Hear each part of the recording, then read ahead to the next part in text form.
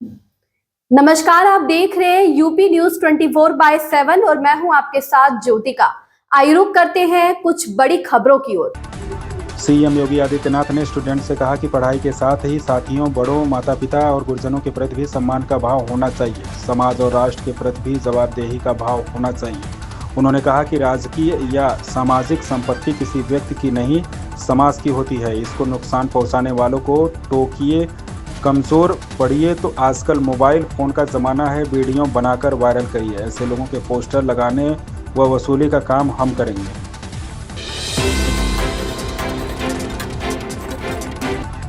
उत्तर प्रदेश के पूर्व मुख्यमंत्री और समाजवादी पार्टी के राष्ट्रीय अध्यक्ष अखिलेश यादव ने एक बार फिर बीजेपी सरकार पर जोरदार हमला बोला है। अखिलेश यादव ने कहा कि बीजेपी सरकार में भ्रष्टाचार, महंगाई और बेरोजगारी चरम पर है। भ्रष्टाचार के कारण अन्याय, अत्याचार हो रहा है, वसूली और जमीनों की लूट हो रही है। इस सरकार में किसी को न्याय नहीं मिल रहा है। सपा मुखिया ने कहा कि हर वर्ग के साथ अन्याय हो रहा है। बीजेपी सरकार की गलत नीतियों के कारण बेरोजगारी की भयंकर स्थिति है।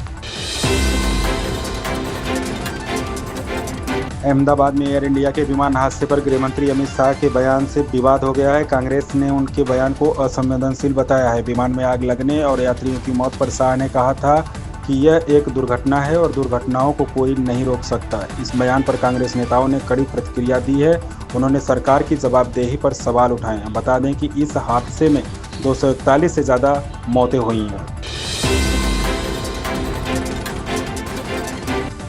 अहमदाबाद में हुए भीषण विमान हादसे के बाद प्रधानमंत्री नरेंद्र मोदी अहमदाबाद पहुंच गए हैं। पीएम मोदी ने घटनास्थल का निरीक्षण करने के बाद हादसे में घायल लोगों से मुलाकात की।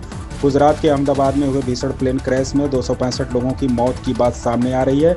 इसमें यात्री और क्रू मेंबर्स के अलावा उस हॉस्टल के ट्रेनी डॉक्टर भी शामिल हैं जिस पर एयर इंडिया का विमान गिरा था। हादसे के अगले दिन यानी आज प्रधानमंत्री नरेंद्र मोदी अहमदाबाद पहुँच चुके हैं।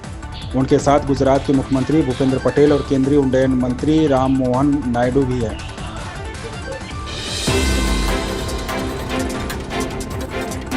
केंद्रीय मंत्री और एलजेपीआर के अध्यक्ष चिराग पासवान ने जब से बिहार चुनाव 2025 में उतरने की घोषणा की है, तब से उनके दोस्त भी खिलाफ में बयान देने लगे हैं। जनसुराज संस्थापक प्रशांत किशोर कुछ दिन पहले तक चिराग की तारीफ करते थे, अब उन्हें नसीहत दे रहे हैं। बिहारियत और युवाओं की चिंता में अक्सर आंदोलित और उद्वेलित करते लोजपा आर के अध्यक्ष चिराग पासवान की राजनीति पर इन दिनों सवाल उठने लगे हैं। यह सवाल कोई महागठबंधन के नेताओं की तरफ से नहीं उठ रहे हैं। चिराग की राजनीति की आलोचना करने वालों एनडीए के साथी दल के नेता हैं।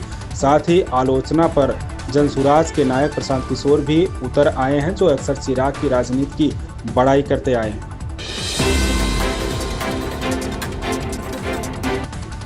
गुजरात के अहमदाबाद में गुरुवार को हुए विमान हादसे ने पूरी दुनिया को झकझोर कर रख दिया है। दक्षिण अफ्रीका के राष्ट्रपति सिरिल रामाफोसा और इटली की प्रधानमंत्री जॉर्जिया मेलोनी सहित कई देशों के राष्ट्राध्यक्षों ने शोक व्यक्त किया है। सोशल मीडिया प्लेटफॉर्म एक्स पर दक्षिण अफ्रीका के राष्ट्रपति रामाफोसा ने लिखा कि दक्षिण अफ्रीका की संवेदनाएं भारत, ब्रिटेन, पुर्तगाल और कनाडा की सरकारों और लोगों के साथ हैं, जिन्होंने अहमदाबाद में आज गुरुवार को हुए हृदय विदारक हवाई हादसे में अपने नागरिकों को खो दिया। हम आपके दुख में शामिल हैं और शोक संतप्त परिवारों के प्रति अपनी संवेदना व्यक्त करते हैं।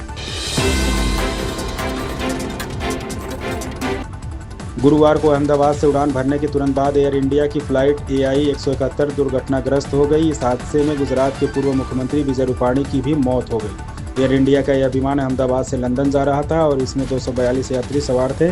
इस हादसे में विमान का एक यात्री छोड़कर कोई नहीं बचा है। इस हादसा ग्रस्त विमान के मरने वाले यात्रियों की सूची में विजय रूपाणी सबसे बड़ा नाम है। उनकी मौत के साथ ही भारत में हवाई दुर्घटना में जान गंवाने वाले हाई प्रोफाइल नेताओं की दुखद सूची में एक और नाम जुड़ गया है। बिहार विधानसभा चुनाव में खासकर गांवों में वोटों का इंतजाम करने के लिए नीतीश सरकार ने बड़ा फैसला लिया है। नीतीश सरकार ने महात्मा गांधी राष्ट्रीय ग्रामीण रोजगार गारंटी अधिनियम के तहत मुखिया की ओर से स्वीकृत की जाने वाली रकम को 5 लाख रुपए से बढ़ाकर 10 लाख रुपए कर दिया है। मुख्यमंत्री नीतीश कुमार ने मुखिया और पंचायती राज संस्थाओं PRIS की एक बैठक में यह घोषणा की। इसके साथ ही पंचायती राज संस्थाओं के भत्ते भी बढ़ाए जाएंगे। पटना में महागठबंधन की बैठक के बाद ये बयान आया है कि बिहार चुनाव 2025 तेजस्वी यादव के नेतृत्व में लड़ा जाएगा। उधर जेडीयू के नेता के राबड़ी आवास पहुंचने के बाद सियासी माहौल गर्म हो गया है। विकासशील इंसान पार्टी वीआईपी प्रमुख मुकेश साहनी ने बिहार की राजनीति पटना में इंडिया गठबंधन की बैठक का जिक्र करते हुए कहा कि महागठबंधन में सीएम के चेहरे को लेकर कोई विवाद नहीं है। हम एकजुटता के साथ तेजस्वी यादव के नेतृत्व में बिहार विधानसभा चुनाव लड़ेंगे और जीत दर्ज करेंगे। करिश्मा कपूर के पूर्व पति संजय कपूर अब इस दुनिया में नहीं हैं। 12 जून को उनका हार्ट अटैक के कारण निधन हो गया। करिश्मा ने संजय से साल 2003 में शादी की थी और फिर 2 बच्चों बेटे कियान और बेटी समायरा के पेरेंट्स बने, लेकिन दोनों के बीच ही चीज़ें ठीक नहीं थी, जिनका खुलासा तब हुआ जब करिश्मा ने संजय से तलाक की अर्जी कोर्ट में दी। संजय का जब करिश्मा से तलाक हुआ था तो उन्होंने दोनों बच्चों के लिए 14 करोड़ के बॉन्ड खरीदे थे। वहीं करिश्मा को अपने पिता का घर सौंप दिया था। इन खबरों में बस इतना ही। बने रहिए यूपी न्यूज 24/7 के साथ। अगर आपको ये खबर पसंद आई हो तो हमारे चैनल को लाइक, सब्सक्राइब और शेयर करें और हमें अपनी राय कमेंट में जरूर बताएं।